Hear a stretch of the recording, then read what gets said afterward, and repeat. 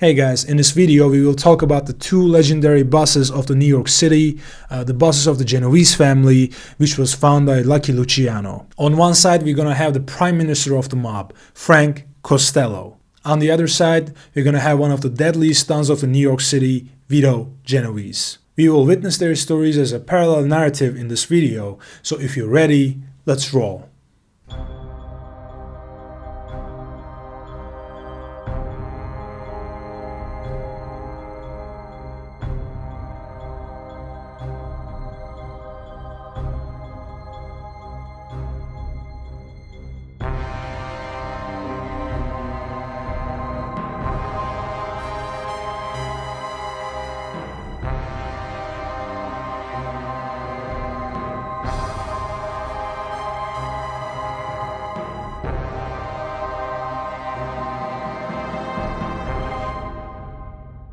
During the 1931, two old-school mafiosi fought hard for the dominance over New York City, Joe the Boss Masseria and Salvatore Maranzano. And lately, the young Turks of the Mafia, the young generation mobsters led by Lucky Luciano, eliminated both of the old dons to form the Mafia Commission we know today.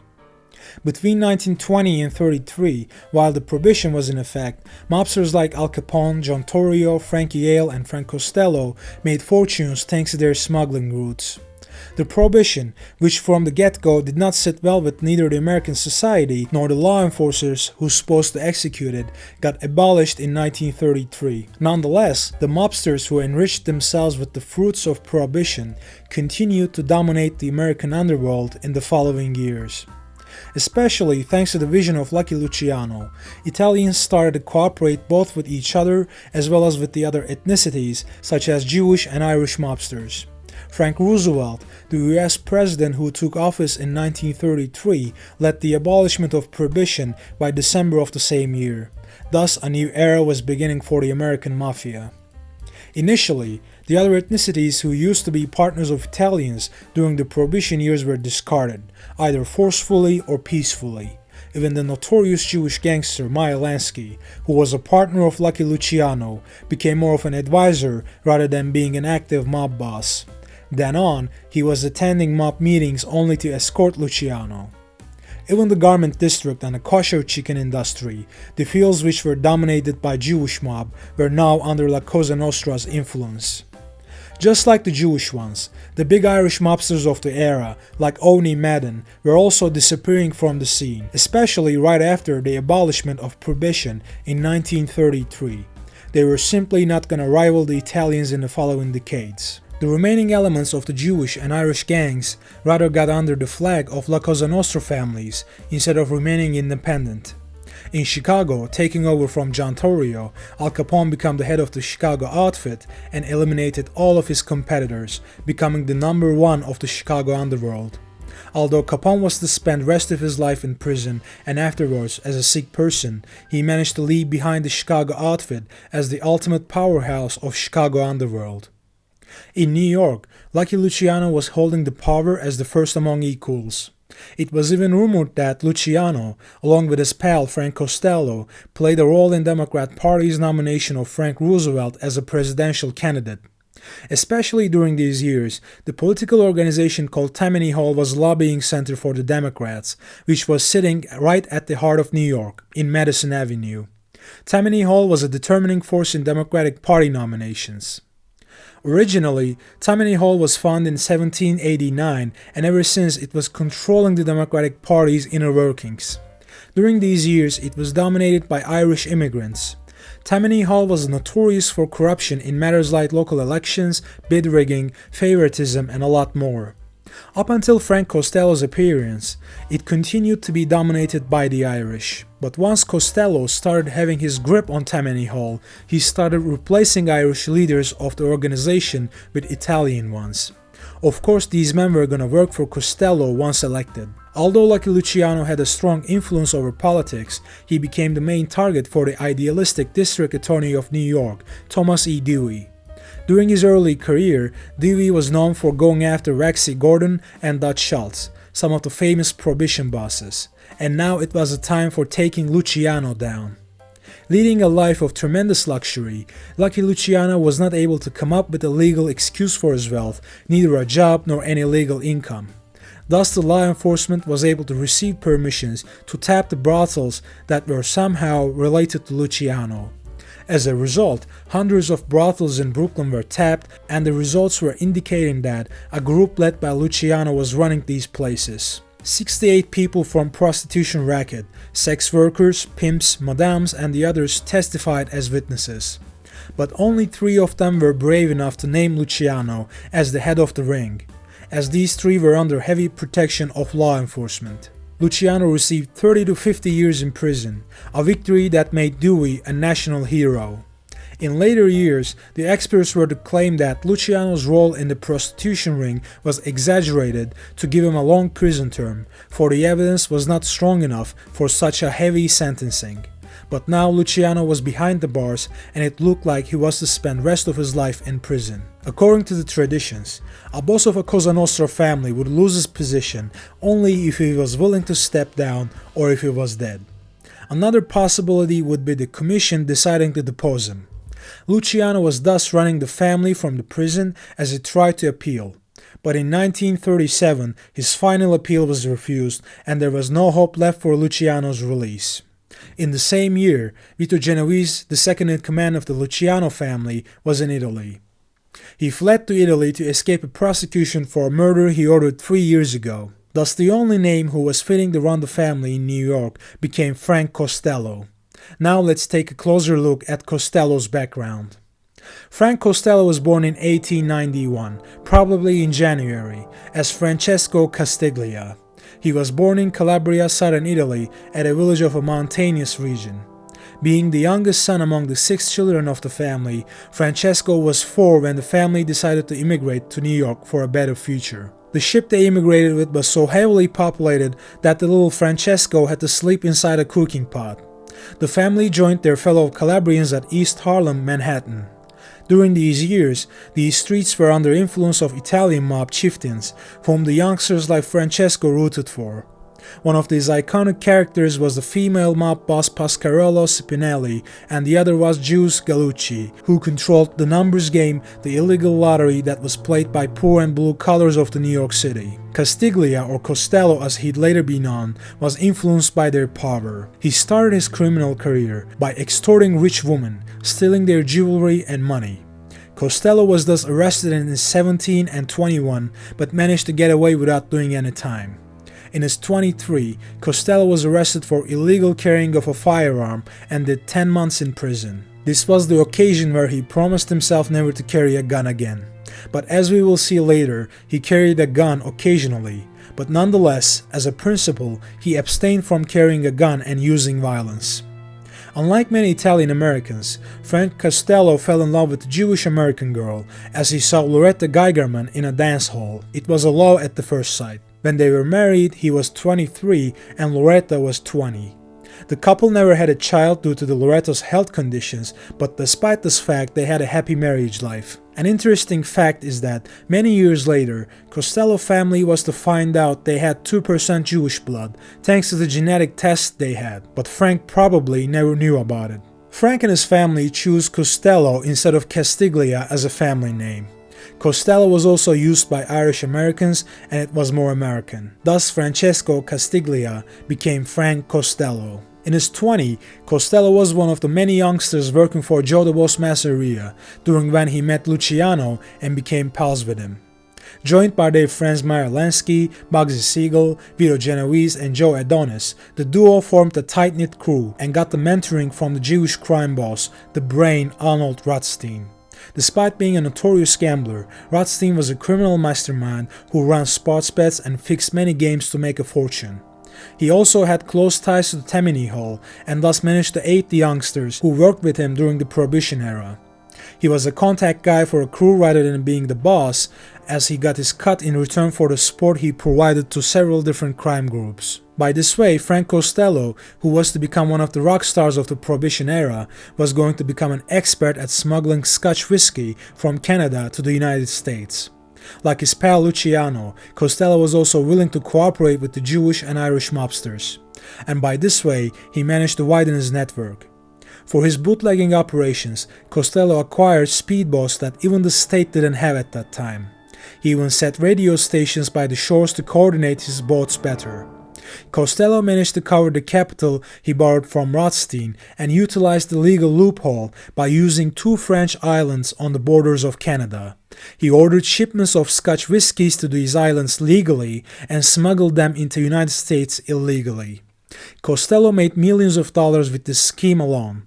It is believed that Costello also added some aircraft to his armada to locate some of the Scotch boats got lost in the ocean. By the way, Costello lost his father in 1921 to bronchitis, and he took care of his mother, who was diabetic, until the end of her life.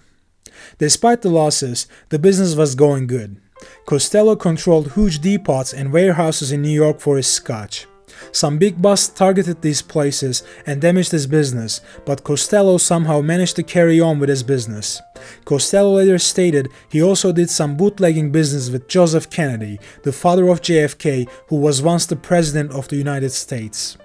As we said before, 1933 was the end of Prohibition, and thus bootlegging. Hence, Costello started gravitating to gambling and bookmaking. During these years, Costello and his pals were making inventions in these fields. One of these inventions was to make sports betting a nationwide phenomenon rather than a local activity, which it was before these years. They made sports betting a simultaneous thing, thus both the rates and the income were increased dramatically. The second invention of the era was Layoff.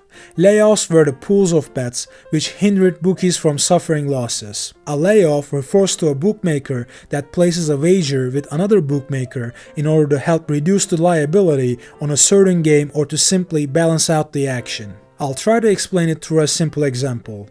Let's say there is a game between Team A and Team B. Many customers bet for Team A from many different cities, for Team A is the favorite of the game and it's taken for granted that Team A will win. In such an unbalanced situation, Team A bookies will pay lots of money to their customers, which will leave them short of money. Thus, Team A bookies go to the city of Team B and make a deal with Team B bookie. Here, Team A bookies also bet on Team A, but they do this through the Team B bookies. Thus, in the event of Team A's victory, Team A bookies balance out their losses. And if Team A loses the game, the money Team A bookies bet to Team B is also compensated. Please note that Team B bookies in the hometown of Team B, thus people in the town tend to bet for Team B, and for this reason, he also needs Team A bookies to balance out. In sum, both parties somehow cover their potential losses by this way. So Frank Costello opened up his betting pools for the rest of the bookies, and by this way, he saved them from big losses by enabling them to benefit from layoff system. By the way, if any of you knows about betting craft better, please do explain the term layoff in the comments section. Thanks in advance, fellas. His family called him Uncle Frank, and thus the term stuck. Uncle Frank's next big scheme was to involve slot machines. Uncle Frank, who had been in business since the 30s, was even found a front company named True Mint Company for this racket. Normally, the slot machines would give out either mint or slots. The players were able to cash out the mints or slots in popular spots like restaurants, cafes, grocery stores, which had these slot machines. Thus, the store owner was in a way turning a harmless game into gambling. These harmless-looking machines were the ultimate gambling machines that were available anywhere. And of course, the owners of these places also got their share of the loot. 25 slot machines all over New York City made fortunes for Uncle Frank Costello.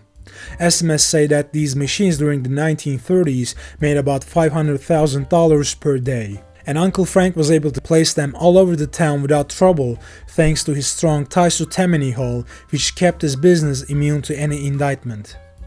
Of course, during this time, Uncle Frank shared a certain amount of these earnings with his boss, Lucky Luciano, just like any other made guy in the family. Business went fine up until this man, the Republican Fiorello LaGuardia, became the mayor. Don't mistake his Italian background, for LaGuardia had a strong dislike for Italian gangsters and mafia. Plus, he was well aware of Uncle Frank's Tammany Hall connections, which he wanted to wear out by destroying his slot machine empire. During the busts, LaGuardia gathered enough evidence that in 1932 alone, Costello's machines made $37 million annually. The machines gathered in these busts were destroyed and got thrown into the rivers. Upon the heat he was facing in New York, Uncle Frank decided to relocate his slot machine empire into Louisiana, a relatively more corruptible state. In this state, he maintained good relations with Carlos Marcello, the ultimate godfather of the area, as well as the governor Hugh Long, which enabled him to move his machines easily into bars and clubs of New Orleans. Although gambling was illegal in Louisiana, the state was a hotbed for illegal gambling and betting, as hoodlums were free to run their rackets without much trouble. Louisiana law enforcers did not bother them too much. With Lucky being sent to prison around 1936 and Vito far away in Italy, Costello found himself to be the ultimate godfather of the family, and now his slot empire was also secure. But the pressure from the law was not gonna stop, and especially tax evasion cases were to trouble Uncle Frank in the future. But around this time, an incident was to take place, much to the relief of many mobsters, especially of imprisoned Lucky, runaway Vito, and Uncle Frank. The incident was the World War II, and the US had recently entered it. But now let's take a closer look at the man who's at the other side of the medallion, Vito Genovese. Vito Genovese was born on the 21st of November 1897 in the town of Napoli, a city in southern Italy. Vito got off the boat in 1913 and arrived at the New York City. Along with his other members of the family, he was in New York to join his father, who immigrated to the US in 1905. Young Vito, who was 16 when he arrived in New York, lost his mother around 1920 as she died of disease. Genovese was 17 when he got in trouble with the law for the first time. Like his colleague Costello, he was arrested for illegal carrying of a firearm. Vito did 60 days in prison and eventually got conscripted due to the conscription policies of the US during the World War I. By joining the army, young Vito was looking for a chance to get US citizenship. After training in a military camp in Long Island, New York, Genovese completed his military career before going to the front after the armistice decision that was taken by the fighting sides. In 1980, Vito stood trial for assault, but the victim later stated Vito wasn't the attacker and thus Vito got acquitted. The rumor has it that Vito Genovese was running a brothel around Lower East Side Manhattan around this time, but this was never proven. During the Prohibition, it is believed that Vito was involved in bootlegging. In 1924, Vito survived a deadly car accident with a dislocated shoulder and 3 broken ribs. Of course, back then, seat belts didn't exist, and Vito was thrown out of the car, which was driven by someone else. The car crashed into a tree, killing another guy who was in the back seat. According to the police, Genovese and his 3 cronies had the car accident after a car chase with police. In 1925, Genovese faced a murder charge for killing Giro Scotti, a 26-year-old hoodlum. Scotti happened to be a suspect in a police murder as well as being a partner of a speakeasy in Long Beach. Scotti murder was a drive-by style, from a gunfire opened from a car full of 4 men. Vito managed to beat the charge. In 1926, one morning, Vito Genovese got shot in the back of the head. This happened after a friend, Arnello Albertini, who was a fellow bootlegger, was killed by rivals through a shotgun blast weeks ago. Thus, it is possible that the same people were after Vito, but of course, Vito follows omerta and doesn't tell anything to the police about these attackers. Around this time, it was known that Vito Genovese was working for the big boss Joe Masseria, along with Luciano and Costello. Nonetheless, in bootlegging, Vito was never a big player as his friends, because Vito had a different source of income at this time: counterfeiting. Although counterfeiting was to be banned by La Cosa Nostra in the future, it was an important money source for Vito Genovese. And counterfeiting was so successful during this era, so much so that even the bankers couldn't tell the difference between a fake $100 and a real one. This was also true for many other official enterprises and agencies. Along with cash, other valuables like checks, bonds and other assets got copied and later got put on the market. Another thing that counterfeiters copied was gold certificates, which at the time were exchangeable with real money. Each of these papers symbolized a certain amount of gold, and technically they were exchangeable with money. Gold certificates were in use until President Roosevelt outlawed them, and then on, gold standard policy was also departed by Roosevelt. But up until that date, gold certificates were in use. Busts on counterfeiters led the law enforcers to Vito Genovese, who was referred as the mob boss of East Manhattan by the newspapers. Genovese made good money and was able to purchase a summer house in Long Island in his wife Donata's name, as well as another house in Manhattan. Besides, Vito had the shares of a waste paper company, which makes one wonder if it was a coincidence or he was really in counterfeiting business. Meanwhile, an incident that interests both Costello and Genovese takes place as Gaetano Reina, a gangster from the Bronx who was active in icebox business, gets iced on 26 February 1930. He was shot to death with shotguns while leaving the apartment of his mistress. According to some theories, Vito Genovese was the gunman. But the fact was that, since there weren't any refrigerators at the time, iceboxes were a necessity for many people and it was a lucrative business. Therefore, according to many, Masseria wanted to move in on Reina's business and eliminated him accordingly. And some also say Reina was getting close to Maranzano, the menaces of Masseria, and thus he was punished. The important thing was that such moves alienated young Turks like Luciano, Genovese, and others from Masseria and got them closer to Maranzano. And as a result, on April 15, 1931, Masseria was killed during he had a dinner with Luciano, his top henchman. As they ate and played cards, Luciano excused himself to the bathroom as 2 or 3 hitmen entered the place and shot Masseria dead. With his removal, Luciano took over the gang that was left behind by Masseria and he promoted Vito Genovese to a position of underboss, the second in command. The position of consigliere was probably filled by Frank Costello. But still, Maranzano continued to act like the boss of the bosses, identifying himself with Julius Caesar. Maranzano had his office filled with the books about Caesar. He was the early architect of modernization of American Mafia. According to the testimonies of Apalachin, the first ever informer from Genovese family, Maranzano was one who split different mobs into several families and fleshed out the positions of boss, underboss, capo regime, and others. His systematical approach led to the creation of the Mafia Commission, initially with 5 families. These were Luciano Family, Thomas Gagliano Family, Vincent Mangano Family, Joe Bonanno Family, and Joe Profaci Family. Salvatore Maranzano was to stay at the top as capo di tutti capi, boss of bosses. At some point Maranzano started to believe Luciano and Genovese were conspiring against him, which led him to try to eliminate the two. It is believed that Maranzano told about his plan to an important rising star of the era, Tommy Lucchese. And Lucchese, who happened to be a friend of Luciano, let Luciano know about this threat immediately. Therefore, Luciano and Genovese came together to search for a solution. Luciano used Mayor Lansky and his guys in this mission.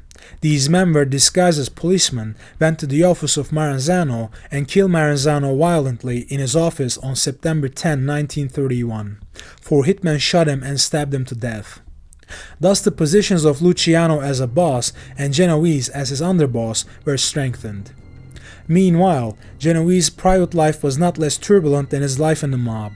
He had a daughter with his first wife Donata, but some sources say her biological father was someone else.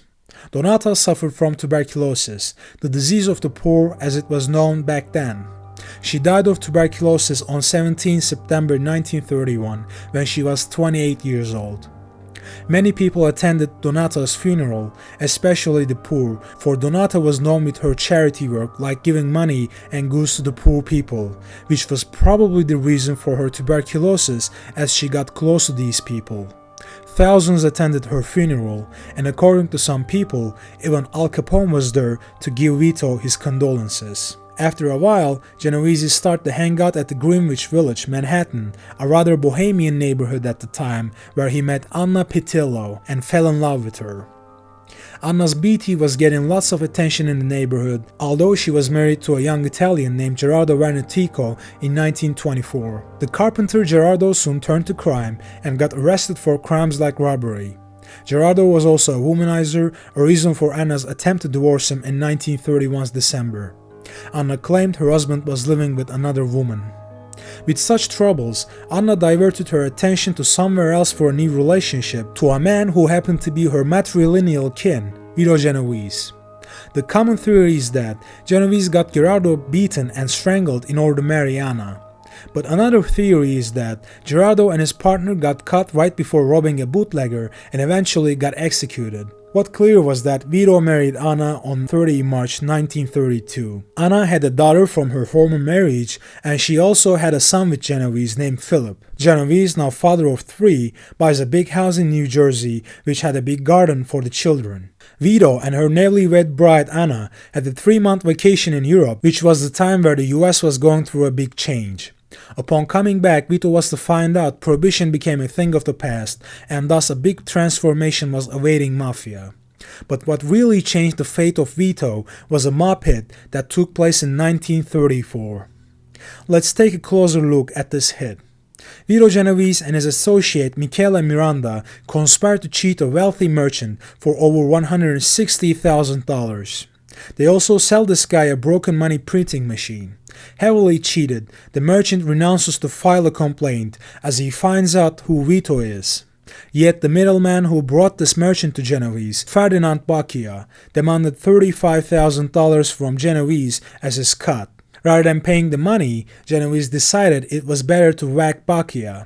He gives the contract to William Gallo and Ernst Rupolo, fellows of Boccia. In 1934 September, Boccia was shot dead in a coffee shop by 4 men. Right after the hit, Genovese and Miranda decided to take further measures and silence Gallo. For this, they were also to use Gallo's close pals, Rupolo and another gangster named Palmieri. Rupolo shoots Gallo but fails to kill him, and the whole thing ends up in the courthouse. The witnesses deny Genovese's relation with the murders, but nonetheless, this case will keep troubling Genovese in the future. By this time, around 1936, Genovese's applications for citizenship are accepted, and as a result, he is a US citizen. His colleague Frank Costello had become a citizen similarly in 1925. Also by this time, Lucky Luciano is imprisoned for aforementioned crimes. It is believed that Genovese was involved in narcotics trafficking around this time also. LaGuardia carries on with his crusade against Mafia, and along with the prosecutor Dewey, as the two now target the 2 possible heirs of the Luciano Empire, Frank Costello and Vito Genovese. But strategically, they first take down their Tammany Hall connections, like people such as Jimmy Hines, and by this way, they terminated their political influence. Dewey also makes a list of 21 gangsters who had close ties to Luciano. Genovese was listed, as well as Joey Adonis. After this point, Genovese's name was to pop up in media more frequently. Finally, Genovese decides to avoid the pressure by fleeing to the old country. Just like he first came to the US, he leaves the US through a ship and ends up in Italy in December 1936. Soon after his leave, his Jersey home gets burnt down with a sudden fire. His wife Anna stays with him for a while, and then she turns back to the US for the sake of the children.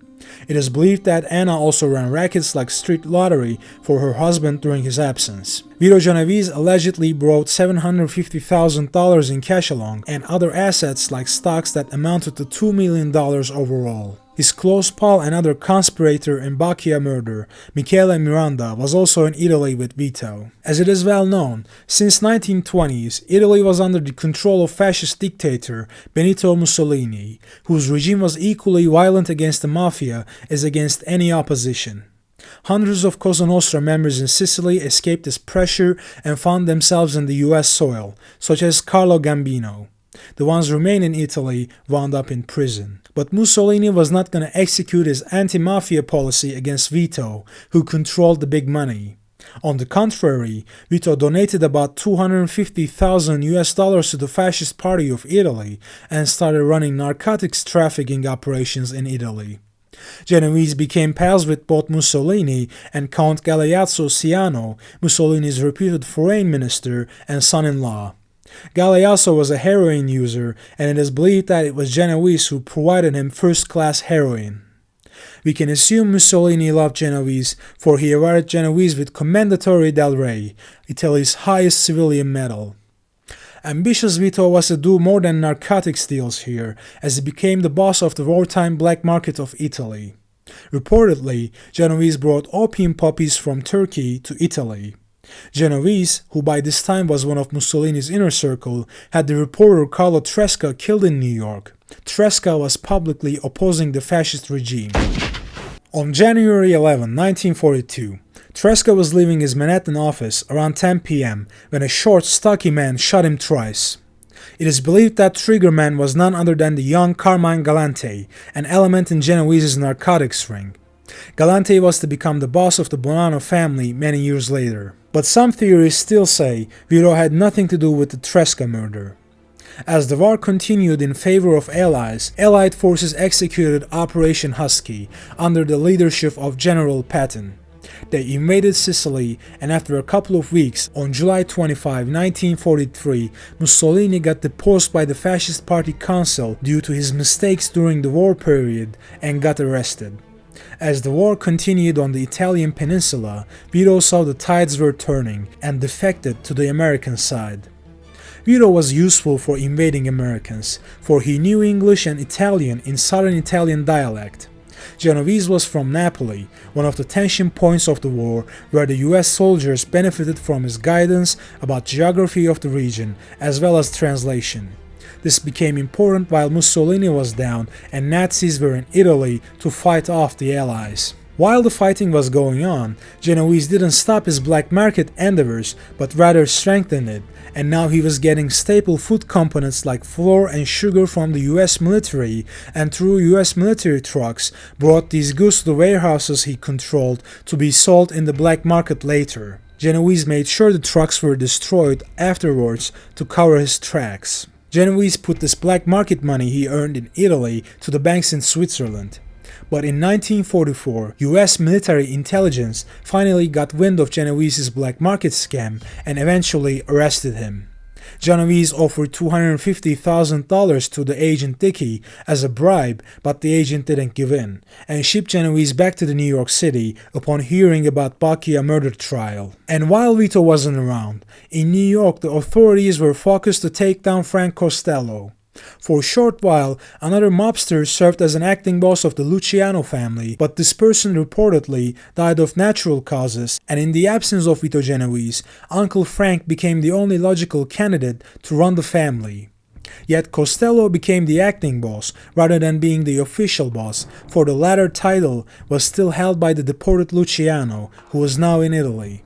But practically, Frank Costello was the boss now, and he promoted Willie Moretti from the Jersey faction of the family to the position of the underboss. Thus, Costello formed his administration. The heavy hitters in the family respected Vito more, for Vito was the ultimate gangster and a natural-born leader. Yet considering his absence, they admitted to Costello's leadership. After all, Uncle Frank made sure the family had its share of the loot from the bookmaking, gambling, loansharking rackets, as well as maintaining control over the garment district. He made all of them earn good. Costello legalized his illegal incomes through his relatives by having them start companies in the industries like alcohol business, real estate, and olive oil. He also continued to exploit what was left of Tammany Hall and the Democratic Party connections, and thus he was still maintaining political connection for himself. As we said before, despite all these, LaGuardia carried on with his crusade against Costello and Tammany Hall, and after a while, Uncle Frank Costello was to lose his political influence. Frank Costello was known for putting many Italian Americans to the leadership positions of Tammany Hall. Judges, politicians, congressmen, writers, and many from New York's elite were regular attendees of Costello's parties at his Central Park apartment, being his good friends. Costello was even throwing gambling parties here, letting them win all the time. Up until 1943, Costello somehow maintained those connections, but this was to change, especially after the necessary permissions were taken to tap his phones. Led by Manhattan's district attorney, officials listened and thus witnessed Costello's connections with Thomas Aurelio, an assistant prosecutor and a judge from New York City. Costello gave his support for Aurelio during the elections and made sure he was elected. Aurelio was openly expressing his gratitude for Costello's support in the elections in these conversations. Another important call of Uncle Frank was with prosecutor and politician Bill O'Dwyer, a close pal of Costello. He also got the backing of Costello to become the Democratic candidate for mayor in 1945. Costello had taken another step to disguise his gangster career and became one of the biggest donators to the Salvation Army. He became one of the top 200 donators of the Salvation Army, for which the Salvation Army made him the vice president of the organization. And while Costello's position was guaranteed by the muscle of his pal from prohibition years, Willie Moretti, his then underboss, Moretti was in charge of a huge crew in North Jersey, as Genovese family traditionally had a big crew over there, and in his crew were some of the most famous hitmen of the American underworld. Costello had another ally in the underboss of what would later be known as the Gambino family in the future. This man was Albert Anastasia, who led another gang of bloody killers, the Murder Incorporated, also known as Don Vitone or the Executioner. Anastasia was notorious with his mood swings, tendency for violence, and quick resolution to kill someone over any issue. He was a feared mob boss who was to kill his boss Vincent Mangano in the future and managed to become the boss of the family, being backed by Frank Costello. Thus he took over the family that be known as the Gambino family and made it an ally to Frank Costello.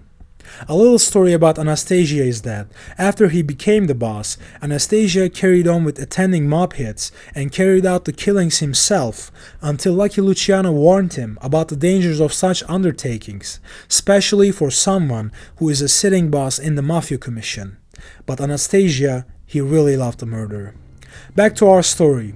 After the US entered World War II, the government rationed certain foods, hence the Mafia stepped in and started to run a black market. Especially when Carlo Gambino, who was a cop regime in Brooklyn at the time, made a fortune out of the black market. The government at the time did not fight the Mafia, it rather used the Mafia to protect the US waterfront against possible Nazi sabotage or infiltration. Nazi U-boats were especially feared in the Atlantic Ocean as they damaged many Allied ships, and thus the US military had a great concern about them. What fueled this fear was the burning of the ship SS Normandy in 1942, which was harbored in New York waterfront. After this, the US government decided to cooperate with La Cosa Nostra to protect the docks. A capo in Costello's family, Joseph Lanza was a person of interest for being a power in New York waterfront and for managing many union locals related to the docks. Lanza had a condition for the government though, approval from Lucky Luciano. For this reason, Costello and Lanza met Luciano in prison and got his okay on Mafia's collaboration with the US Navy. The gangsters who ran the docks created union records for the US agents and placed these agents on the docks as longshoremen. The mob also made sure there were no major strikes to stall the businesses. Of course, all these came at a price, and that price was Luciano's deportation to Italy on February 10, 1946, via a ship he boarded in Brooklyn. Right around this time, Vito Genovese was back in New York, but he was under arrest. Vito's first move was to take care of the Boccia case. Peter LaTampa, a cigar tradesman who happened to be the witness of the relationship between Vito and Boccia's killers, who was also under protective custody, was to turn up dead after taking the wrong medications for his gallstones. The gunman who forced LaTampa to testify, Ruppolo, was to serve the time for the murder and was later to be shot dead in 1964 upon his release from prison. LaTampa's death secured the acquittal for Genovese in the Boccia murder case. His partner, Michele Miranda, was to join Vito back in New York around this time. Vito built himself a gigantic mansion on Jersey Shore, as if to say, "I'm back in town." According to Valachi's later statements, Vito Genovese was a man who would listen to a complaint about someone and would resolve to execute him. He would later also execute the very person who made the complaint for ratting out his friend. Such a relentless, feared enemy was to put Uncle Frank to a violent, bloody test. According to the witnesses, Costello always showed respect to Vito Genovese, but now he considered his position as the boss rightful and expected Vito to take a seat as a capo regime in the family. But that didn't sit well with Vito, who, upon any chance he got, disrespected Costello and ruined his reputation. Vito was lobbying for power and making alliances within the family.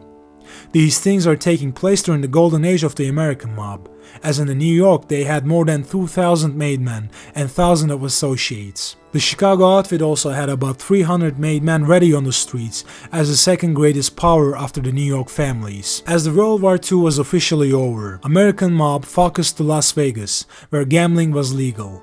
Led by Bugsy Siegel and Meyer Lansky, Vegas was the pearl of the American underworld for now. Another pearl was Havana, Cuba, the place that was familiar to the bootleggers during the Prohibition years due to the naval smuggling routes. Led by the vision of Meyer Lansky, mobsters were to invest in casinos of Havana to enrich themselves without being bothered by the US government's constant pressure. Cuba was also hope for Lucky Luciano, still the official boss of his family, who planned to run his family from Havana, only 288 miles away from the US soil. A touristic paradise, Cuba's hotels, casinos and nightclubs were whetting the mafia's appetite. To execute the Cuban campaign, Luciano arrived at Havana, the capital of Cuba, in 1946. The famous Havana Conference was to take place in Havana, with attendees like Lucky Luciano, Frank Costello, Vito Genovese, Meyer Lansky, Albert Anastasia, Joe Bonanno, Tommy Lucchese, Joe Profaci, Tony Accardo and Sam Giancana, accompanied by the famous singer Frank Sinatra. The conference had three main topics. First, the mafia leadership in New York regarding Luciano's position, as well as the tension between Costello and Genovese. Second was the organizing narcotics trafficking. Third topic was Bugsy Siegel and the money he owed to the almost any godfather for building the Flamingo Hotel. The hotel was becoming a failure, losing a lot of money, and the punishment to be given to Bugsy was to be discussed. Regarding the narcotics rackets, Lucky wanted to take an active part, for it was his way of remaining active as a player by controlling the heroin trade from Italy. But bosses like Costello didn't want it. They thought narcotics could jeopardize their political connections and PR. Also, they were already earning good money with other rackets like bookmaking. Thus, drugs was also a heated topic, and this friction was to get stronger with the new drug legislations from the US in the future. During the conference, Luciano allegedly had one-on-one with Vito Genovese and set him straight. He told Genovese there was never to be a boss of bosses position again, and he was still the official boss of the family. This was probably upon Genovese's demand to become the acting boss of the family and maybe promoting Luciano to the boss of bosses position to appease him. Genovese then suggested Luciano to retire, but Luciano firmly declined this as well. Luciano made it very clear to Genovese that he was still working for Luciano and he had no plans for retirement. Luciano also had one-on-one with Costello and warned him to pay off the money lost by Bugsy, for in the event of other bosses not being compensated on Bugsy case, he might not be able to protect them from Genovese's growing ambition. Bugsy was to be executed in 1947. Luciano stayed in Havana until a journalist recognized him. The US government then acted immediately to force Cuban officials to deport Luciano. Luciano fared back to Italy on a Turkish ship. The mob made good money in Cuba for a couple of years, the periods best summarized by Meyer Lansky's quote, "We're bigger than the US still."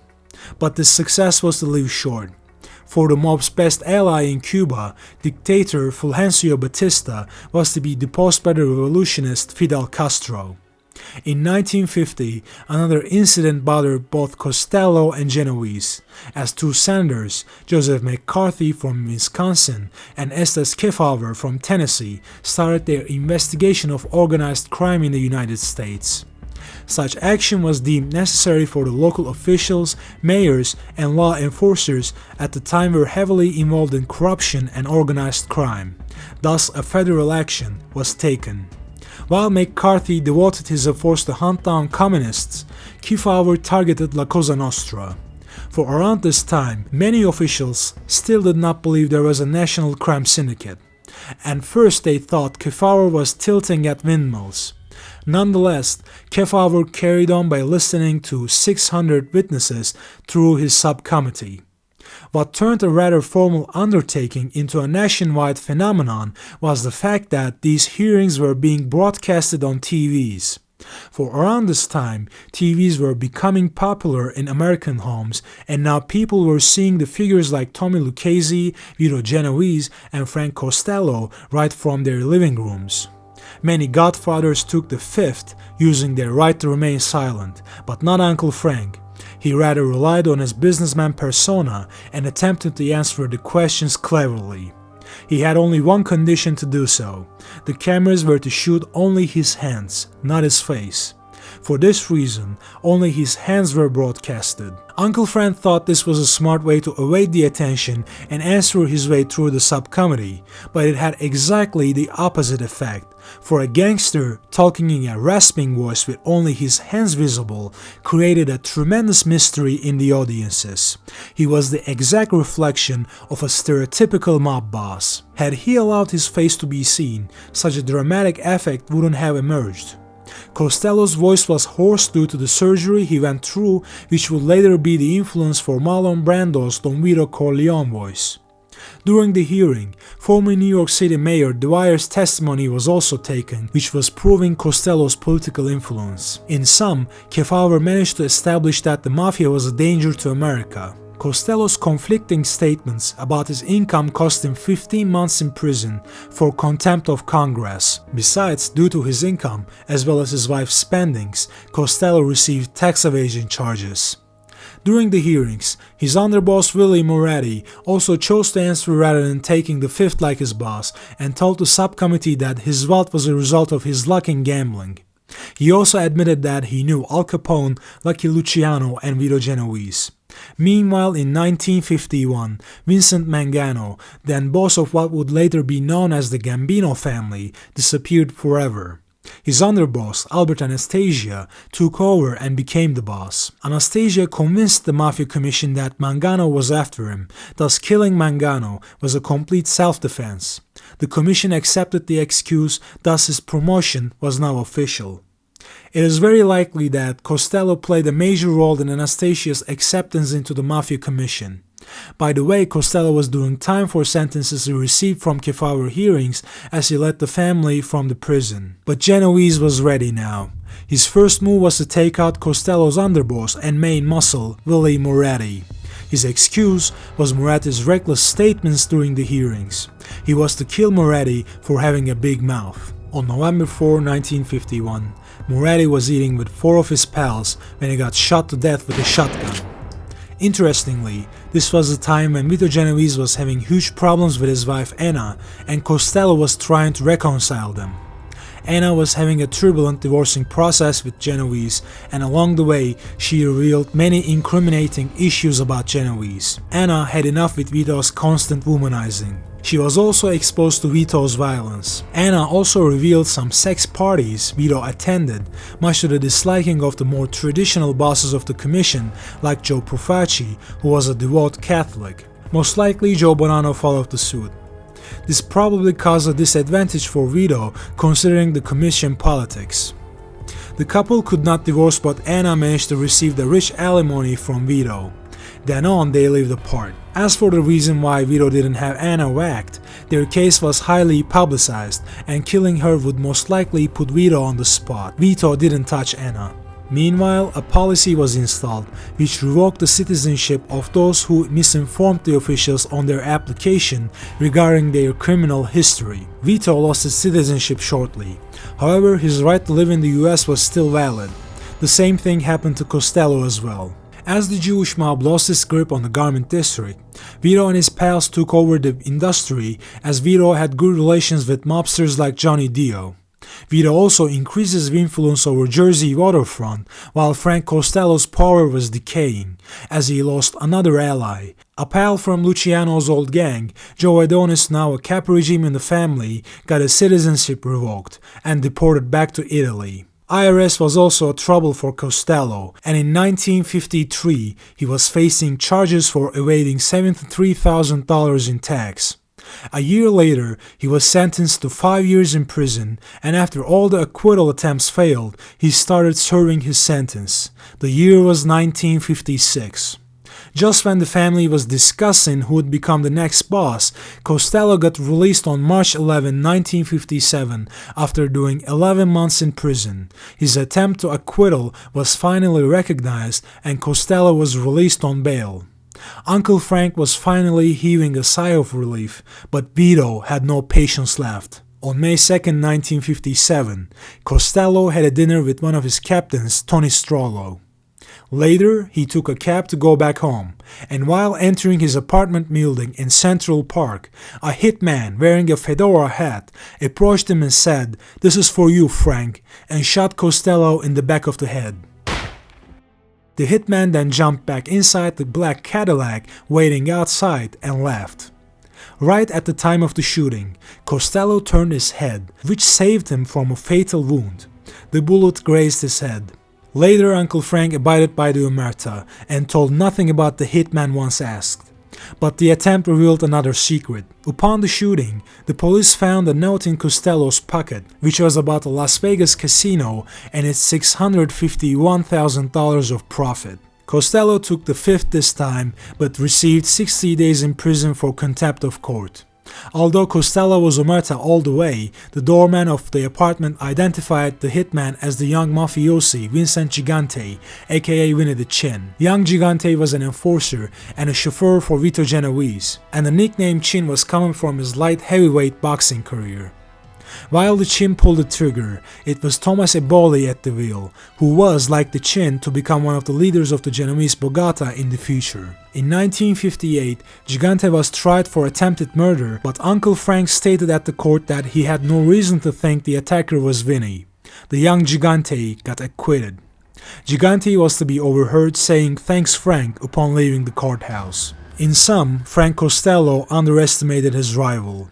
Genovese was back from Italy for 10 years, but Frank was reckless enough not to have any bodyguards around him. This attempt, along with all the legal trouble he constantly had, was it for Uncle Frank. In 1957, he called it quits and handed the leadership of the family to Genovese unconditionally. During this process, the capo regimes of the family, Anthony Strollo, Mike Miranda, Mike Coppola, Vincent Allo, and Jerry Catena, accepted Vito's leadership. Yet some of the bosses in the commission disagreed. Especially the Lord High Executioner, Don Umberto, Albert Anastasia, a man who arguably was even more relentless than Vito, had the potential to avenge what happened to his greatest ally. Genovese knew it as well and started preparing. Genovese gathered his top captains and told them to be ready for war. Genovese brought dozens of bodyguards for his residence. Now the entire Genovese family was ready for a move from Albert Anastasia, once the leader of the bloody gang, Murder Incorporated. Vito Genovese used the same excuse once Anastasia used, by telling the commission that Costello was about to make his move on him, thus it was an act of self-defense. He made Jerry Catena his underboss and Mike Miranda his consigliere. His administration was now complete. Anastasia felt what was about to happen and went into hiding. After all, Vito Genovese had a reputation as a deadly man. If ever there was a man to contest his guts and muscle, it was Vito. Anastasia also had trouble on the home front. Frank Scalise, who was allegedly selling memberships of the family, got shot to death while he was buying groceries on the street. But some family members thought it was Anastasia who took people in for money, and Frank Scalise was killed as a fall guy. To make things worse, Joseph Scalise, Frank's brother, who swore to avenge him, was first calmed down by Anastasia, who gave Joseph his word not to touch him. Joseph got whacked the same year with Frank. Around the time these things happened, Carlo Gambino was brought to a number 2 position by Anastasia allegedly, but like the others, he had lots of negative thoughts about his boss. Still, taking down Anastasia with the war was a hard task that demanded a heavy price. Therefore, Don Vito looked for a safer way and sat down with Anastasia's second-in-command, Carlo Gambino. The deaths of Scalise brothers, along with many other unnecessary killings, created a strong discontent in the family, making many soldiers and captains hate Anastasia. Also reportedly, Anastasia was abusive towards his men, as he humiliated Carlo on a regular basis. Vito had Anastasia's family on his side, and it was time to make a move. On November 25, 1957, Anastasia was sitting and relaxing in a barber chair in Manhattan while his driver was looking for a spot to park his car. Then 3 hitmen entered the barber shop and opened fire. Vito's takeover was now complete, and Carlo Gambino became the boss of the family that was to take his name. As a rule, the commission interrogated him on Anastasia murder, but his excuses were accepted. Anastasia's killers were to go unpunished. This was when Vito Genovese was at the top of his game. Yet 2 top-level assassinations were too much for the American underworld. One forced Costello to early retirement, the other killed Anastasia. Also, the promotions of Vito Genovese and Carlo Gambino were also to be recognized officially by the entire commission. Thus, a commission meeting was required. Traditionally, the commission held a meeting in every 5 years. But Vito Genovese insisted on a new meeting, despite the fact that the most recent commission meeting took place months ago. Nonetheless, the commission gave in to Vito's insistence. Then boss of the Chicago outfit, Sam Giancana, suggested that Chicago was the safest spot for the meeting, for the outfit maintained a total control over the city. Yet Genovese and the rest of the bosses of New York were set on Apalachin, a suburban region in the state of New York. What made Apalachin attractive was the fact that Joe Barbara, a soldier in the Buffalino family of Pennsylvania, had a house over there. And this house had already hosted the Godfathers in the former meetings. With this meeting, Genovese was aiming to ensure the other bosses that now was the time for stability in New York. Another topic of discussion was Box-Daniels Act, a new federal narcotics legislation that demanded longer prison sentences for traffickers. Thus, new rules were to set for the trade that went down between the Godfathers of the United States and Sicily. By the way, some bosses completely opposed any involvement in drug business, and some, like Joe Bonanno, who had deeper connections in Sicily, decided to continue trafficking. Therefore, the Mafia Commission's final decision was that permitted made men were to deal drugs, but were never to involve any other family member in their businesses. But we will see that for some families like Gambino's, deal and die rule was to be applied. Yet Gambino's also had some members permitted to deal, while for the Bonannos, the entire family was allowed to do drug business. Vito Genovese wanted to have a big meeting and gather every boss and his administration from all over the United States, even including some bosses that didn't attend formal meetings. On November 13, 1957, limousines and fancy cars in such a small place, as well as 200 pounds of steak ordered from a local butcher, got the attention of local law enforcers. And finally, the local police got in touch with Federal Bureau of Alcohol, Tobacco, Firearms and Explosives to raid the meeting. One of the mafiosi screamed "It's the Stadies" upon seeing the horde of police force, but it was too late. More than 60 mob chiefs who were about to leave were caught and arrested, which included Carlo Gambino, his brother-in-law Paul Castellano, Vito Genovese, Joe Profaci, and Joe Bonanno. Tommy Lucchese and Sam Giancana managed to run off and hitchhike their way out of Apalachin. The Congress started the trials after the raid. Initially, the arrested mobsters were charged with contempt of court and charges alike, but the convictions were overturned later on. The Godfathers were out, but the raid made people like FBI Director Edgar Hoover, who did not thought Cosa Nostra was a real threat before, realize the danger. The meeting was a total fiasco for Vito Genovese. The damage it did to his reputation was almost beyond repair. Genovese did not get charged with anything related to the raid, but much worse surprise was waiting for him. A Puerto Rican drug dealer from East Harlem, Nelson Cantalopes. Cantalopes was being tried for narcotics trafficking when he admitted the existence of a narcotics ring included Bonanno, Lucchese, Gambino, and Genovese families. He also claimed that the leader of this ring, which included Gigante, was none other than Vito Genovese. On one occasion, he personally met with Vito and got his approval.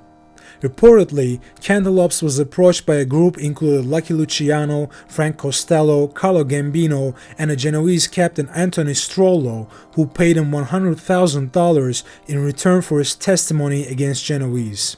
The Apalachin fiasco, Costello hit, and some other incidents were probable reasons for the dislike the other bosses had for Vito Genovese, whom they regarded as a threat and wanted to eliminate. On April 4, 1959, Don Vitone got 15 years in prison for violating narcotics laws. Like Luciano's sentencing before, this was also considered as extreme by many experts later on. Vito Genovese was to spend the rest of his life in prison. He continued to run his family from the federal prison in Atlanta. Upon entering the prison, his health was deteriorating. He was suffering from high blood pressure, bronchitis, emphysema, and vertigo. The prison life didn't make him any better, of course. In prison, Genovese shared his cell with fellow Genovese family mobsters like Joe Valachi. Valachi was inside for heroin charges, and after a while he started suspecting Genovese for ordering his own execution. Reportedly, another mobster named Vito Agueci was also egging Vito Genovese on whacking Valachi. In April 1962, the Caporegimento Nostrolo was killed on the orders of Genovese. This was a final straw that triggered Valachi's paranoia. Valachi then killed a fellow inmate with an iron rod. The man he killed was a bank robber, but the paranoid Valachi confused him for a killer sent by Genovese. Now, on being tried also for murder, Valachi made a shocking decision and became the first made member or official member of a family to admit the existence of La Cosa Nostra. This caused Genovese to be sent to Leavenworth in Kansas. On court, Valachi gave details about the family's hierarchies, rules, and rituals. Around this time, on January 26, 1962, Lucky Luciano died of a heart attack. 3 years later, the man who was responsible for Vito's incarceration, Nelson Cantaloupe, was stabbed to death by two men over a woman issue. Don Vitone himself died on February 14, 1969 due to respiratory failure. His nemesis Uncle Frank became an occasional advisor for people like Carlo Gambino during his retirement, as he lived a calm, happy life until February 18, 1973 when he died of a heart attack. After his death, an era in La Cosa Nostra was over. Genovese family was then led by Capo Thomas Eboli, Jersey faction leader Jerry Catena, and one of Catena's lieutenants, Benny Squint. The trio ruled the family through a ruling panel. The dominance of Genovese family over the Mafia Commission was thereby over, as Carlo Gambino's rise had begun.